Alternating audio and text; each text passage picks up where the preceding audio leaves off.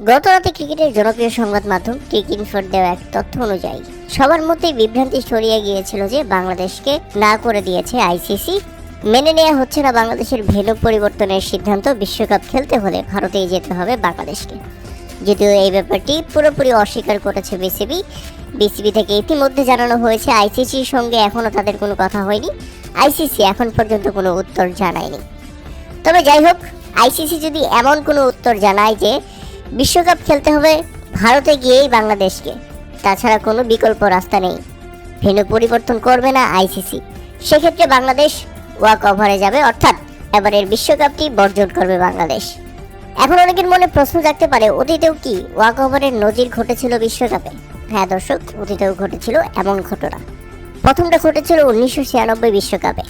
Australia ও West Indies নিরাপত্তা শঙ্কার কারণে শ্রীলঙ্কায় বিশ্বকাপ খেলতে যায়নি। তারা ওয়াক ওভারে চলে গিয়েছিল এবং শ্রীলঙ্কাকে অস্ট্রেলিয়া এবং ওয়েস্ট ইন্ডিজের পয়েন্ট দিয়ে দেওয়া হয়েছিল। 2003 সালেও ঘটেছিল এমন ঘটনা।